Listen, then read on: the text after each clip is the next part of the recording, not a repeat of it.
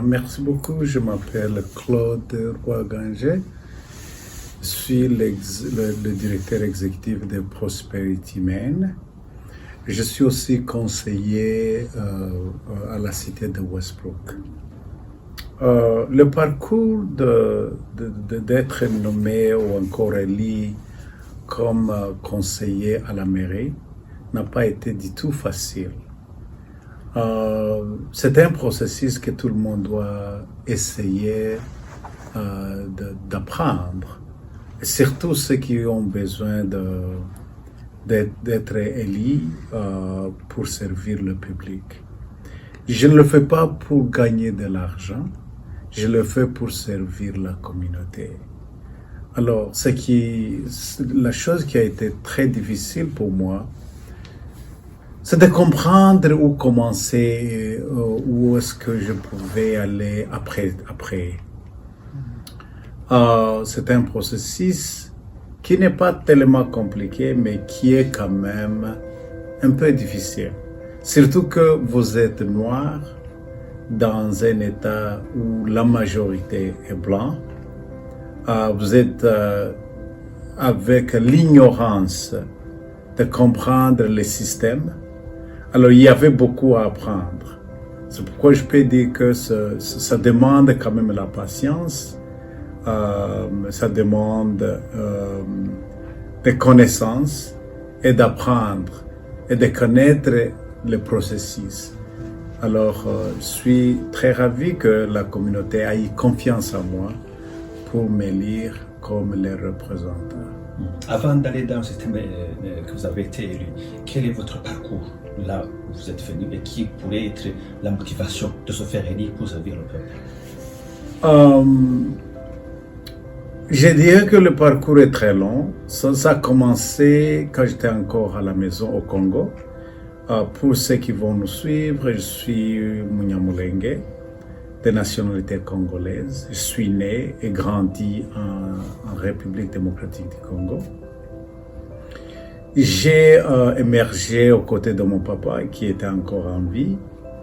Il était chef de localité dans mon village. Je dirais que c'est lui qui m'avait inspiré à travailler pour le public. Quand il n'était pas présent pour aller servir ou atteindre les réunions, il pouvait m'envoyer.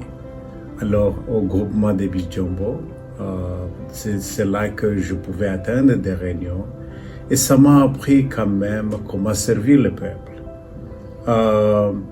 Après tout, quand je suis aussi allé au Rwanda, après le génocide de Tutsi au Rwanda, je suis allé à l'université de Butare, là où j'ai servi dans les affaires sociales. Ça m'a aussi appris comment servir la population ou les autres, mes collègues. Alors, quand je suis arrivé ici, aux États-Unis, j'ai commencé l'organisation que je dirige. C'était quand?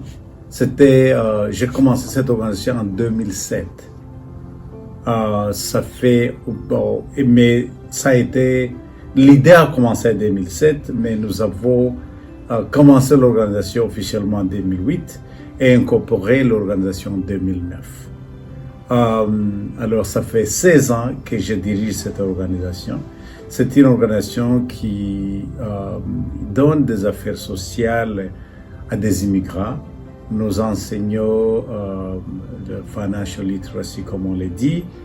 On aide les immigrants à trouver des maisons. Aussi, on enseigne les femmes immigrées à l'autosuffisance et beaucoup d'autres choses sociales. Mais aussi, il faut dire que une petite partie de notre travail, c'est l'advocacy, comme on le dit, pour défendre les gens ou encore défendre les gens qui ne peuvent pas se défendre eux-mêmes. Mais ça, quand tu es un représentant d'une association sans but lucratif, tu ne veux pas travailler dans l'advocacy plus de 20% de votre travail. Sinon, on va vous arracher l'autorisation de servir comme une association sans but lucratif. Alors, on le fait pas d'une façon, je voulais dire, je ne peux pas le faire d'une façon qui dépasse 20% de mon travail. Alors ça aussi, ça m'a aidé à être en communication avec les autorités américaines, les autorités municipales et même la société.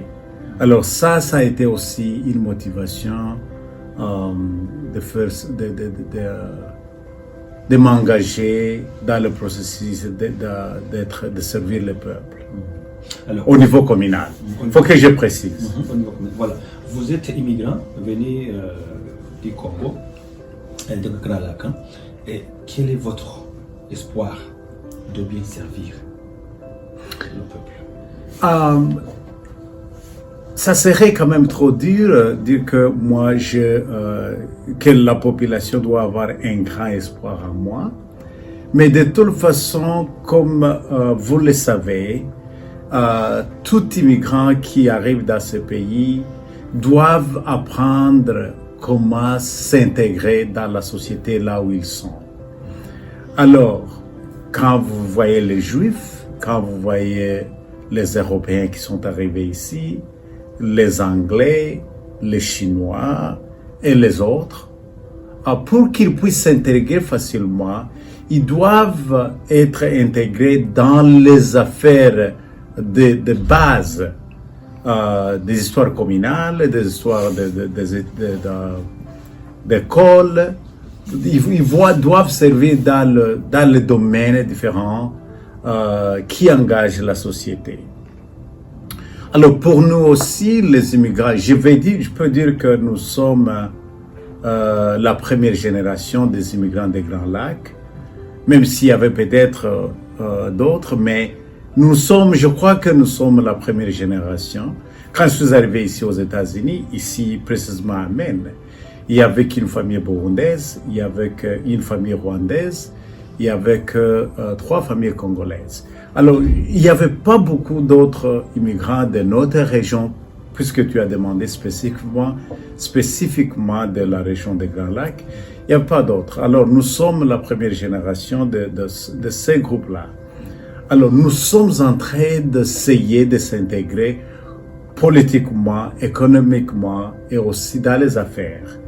C'est pourquoi alors, quand vous intégrez dans la politique, c'est la politique qui fait tout après tout. Il y a des policiers que vous devez voter, qui vont régir ou encore qui vont aider les gens qui sont nouveaux ici. Mais que le blanc même que nous avons rencontré ici à Maine ne peuvent pas eux-mêmes introduire puisqu'ils ne savent pas la culture de ces gens qui viennent d'arriver. Alors c'est pourquoi je dis que ça fait quand même plaisir quand vous êtes dans l'administration locale et que vous plaidez pour la communauté. Ça aide quand même. Il y a des histoires qui peuvent se passer puisque nous sommes des immigrants et nous ne sommes pas informés quand est-ce qu'ils vont voter de ces policiers-là, encore des règlements qui passent à la cité ou à la mairie. Alors avec les gens qui comprennent quand même la culture des immigrants, quand il faut partie de l'administration, ça aide quand même. Et vous voyez des embûches, des problèmes qui empêchent que les immigrants venez des Grands Lacs, s'il vous plaît, et ne se rencontrent pas, ne s'intéressent pas à la politique ici en Amérique. Qui est-ce qui les empêche? C'est le manque d'information. Puisque quand vous devez être élu, il y a un processus. Mais heureusement qu'il y a quand même certaines personnes qui sont ici, qui ont été parmi les élus de peuple au Burundi, au Rwanda et partout ailleurs. Alors, ils savent quand même comment la politique se passe. Même si ici aux États-Unis, c'est un peu différent, mais ils savent quand même le processus. Mais ce qui les empêche à se faire élire, c'est le manque d'informations. Comment ça se passe ici aux États-Unis? Où commencer et où aller? Et une autre chose, c'est que c'est la peur. Ils ont peur de confronter le système. Mais je peux quand même les encourager de n'avoir pas peur, puisque il est possible, quand vous avez un message, que le blanc vont nécessairement vous voter. C'est un peu différent. L'élection qui se passe aussi aux États-Unis, que ce soit au niveau local, que ce soit au niveau de l'État, que ce soit au niveau fédéral, il y a quand même la transparence. Quand vous avez une idée que vous devez adresser, quand vous avez comme l'objectif que vous voulez atteindre, pas seulement pour les immigrants, mais pour toute la population que tu vas représenter, je crois qu'ils vont avoir confiance en toi et vous élire. Alors, je veux encourager les gens de ne pas seulement être dans leur côté eux-mêmes, dire que oh, moi je suis du Congo, je vais seulement côtoyer les gens du Congo, ou moi je suis du Gabon, je suis du Rwanda, de Burundi. Il faut que nous puissions quand même nous adapter dans les systèmes dans lesquels nous vivons. Je ne dois pas habiter aux États-Unis et avoir encore l'esprit de Bijombo là où je suis venu en tant que Mnyamulenge. Je ne veux pas dire que nous devons abandonner la culture de la maison, mais plutôt, il faut continuer à adapter la culture que vous aviez, mais aussi à s'intégrer ici. Pour s'intégrer, alors la politique est une des façons qui va nous aider à s'intégrer. Bon, les Américains ont eu confiance en vous et vous ont été élus, même les immigrants. Alors, quelles sont les stratégies que vous avez adoptées pour être élus?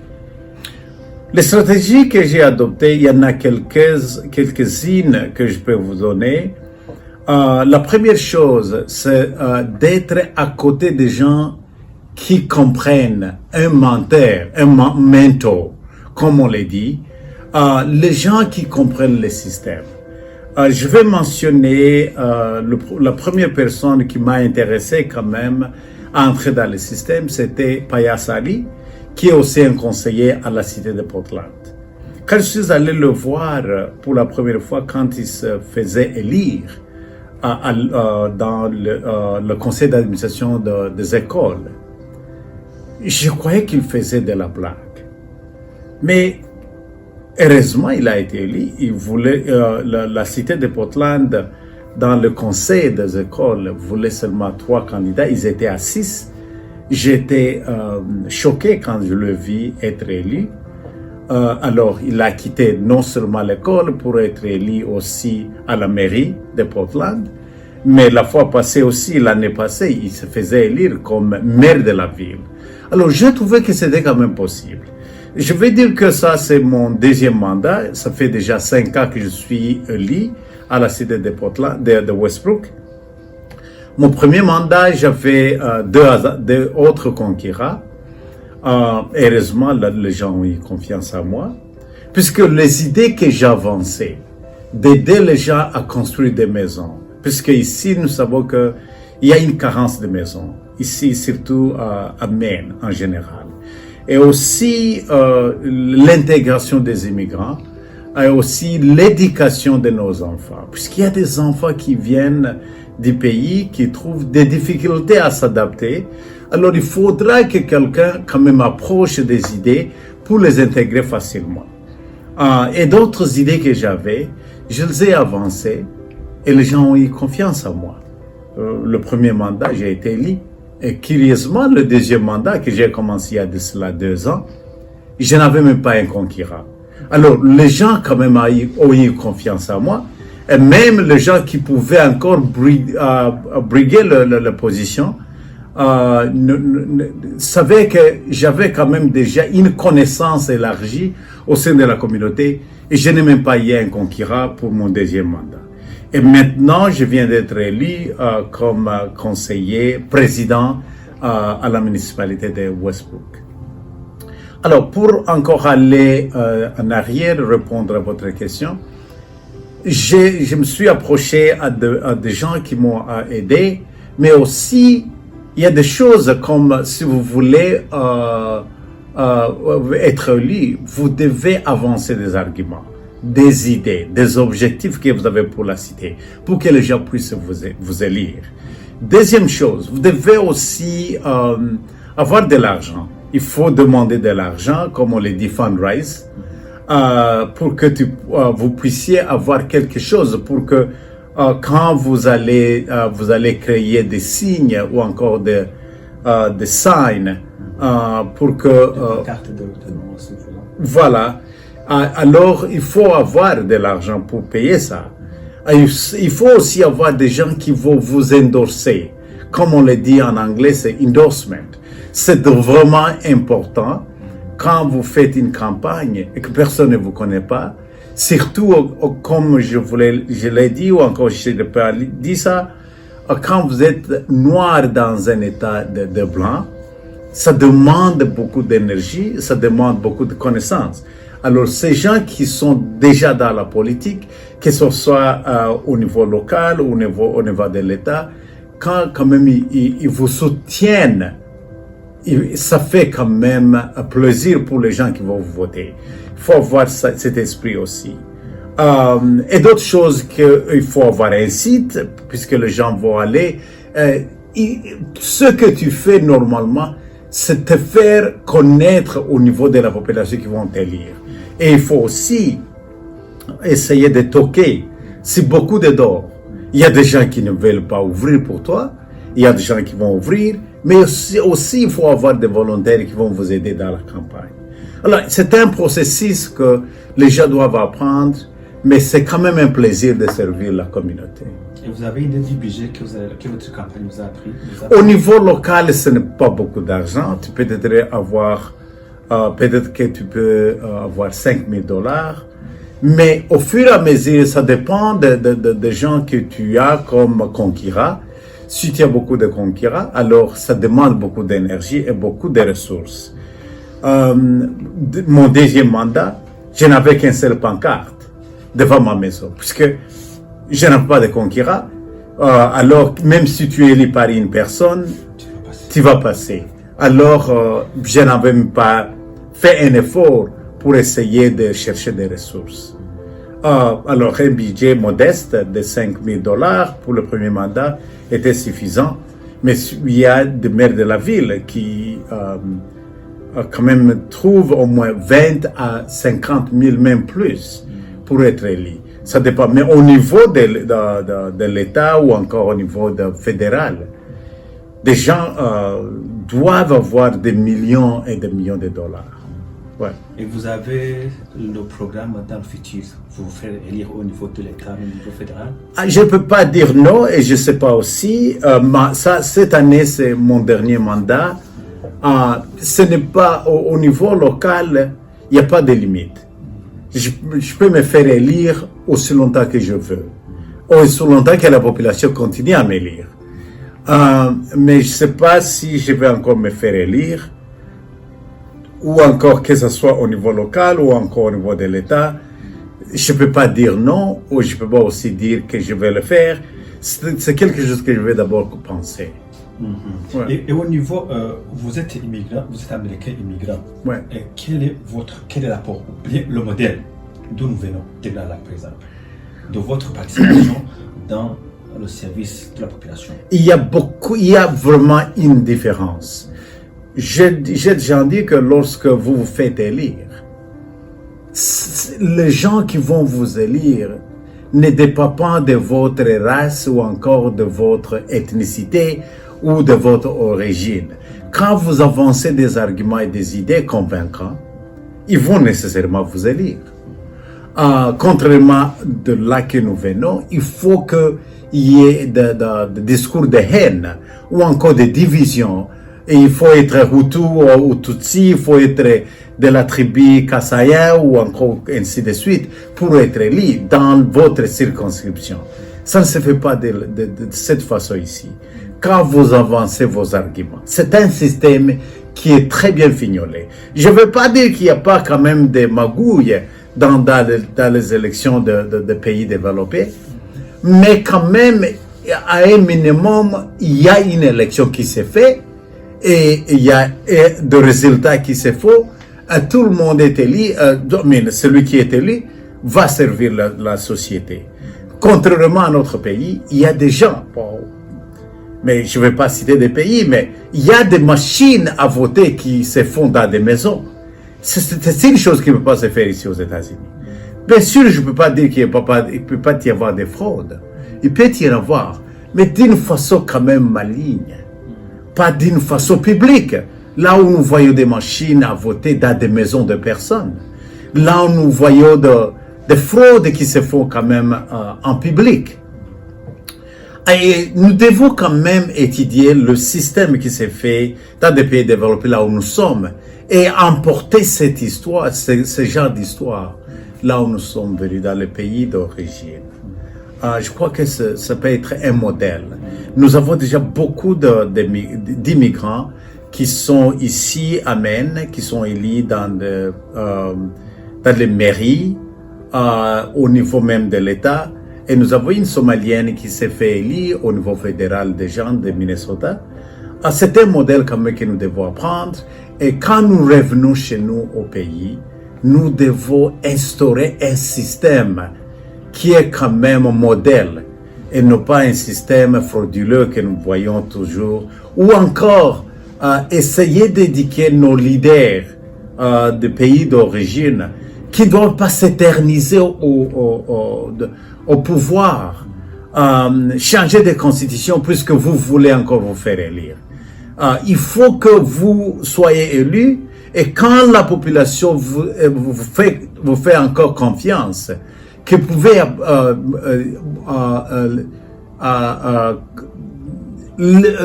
allow other people to do the same. So, vous pouvez être élu après un mandat ou 2 mandats, vous allez laisser la place aux autres. Il y a des présidents africains que je connais qui sont au pouvoir pendant que les Américains font un 5e président ou encore plus. Alors, nous devons apprendre quand même ces histoires. Voilà. Et alors, au niveau local ici, Oui. quel est l'apport ou ce que la population peut attendre de vous en tant que représentant? Ouais. La question de savoir qu'est-ce qu'ils peuvent attendre de moi. D'abord, j'arrive, puisque je suis élu, non seulement dans ma mairie de Westbrook, mais aussi même au niveau des autres cités qui sont aux alentours, même au niveau de l'État. Le gouverneur savent que nous sommes des élus locaux. Quand nous demandons une audience, il nous accorde une audience comme des élus de la population. Quand nous allons chez le Congrès, comme on le dit, le parlementaire, Pingree, ou encore le sénateur Collin, ou encore le sénateur King, nous allons quand même comme des élus de la population. Ils savent qui nous sommes. Et alors, quand nous avons des doléances à donner pour la population que nous représentons, ils comprennent. Quand nous allons faire une advocacy pour la population immigrante ou encore la société que nous représentons au niveau de Westbrook, ils peuvent nous comprendre. Nous devons plaider pour les maisons, comme c'était ça mon objectif pour être élu. Nous devons plaider pour les études des immigrants, des enfants des immigrants. Nous devons plaider pour la bonne gouvernance dans le pays d'origine, là où nous sommes venus, même si c'est difficile. Et dernièrement, quand nous avons rencontré le sénateur King, quand il faisait sa campagne, il y a des gens de la communauté qui lui disaient, qui demandaient s'ils peuvent faire quelque chose dans le pays d'origine. C'est quand même difficile pour s'ingérer dans les affaires des pays d'origine, mais nous pouvons quand même essayer, puisque ce sont certains pays quand même aident ce pays-là. Ils peuvent quand même faire de l'influence sans toutefois s'ingérer dans les affaires politiques du pays d'origine. Alors, là, il faut nous faire confiance. Là où vous ne pouvez pas arriver, si vous venez me dire, surtout dans la circonscription de Westbrook, je serai quand même en mesure de voir les autorités locales, mes collègues, conseillers, et le demander quand même qu'on essaye de voir le problème que la communauté est en train de subir. Alors, je crois que il y a beaucoup de choses que nous pouvons faire comme des élites locales pour soutenir les idées de la population et aussi s'engager à plaider pour la population.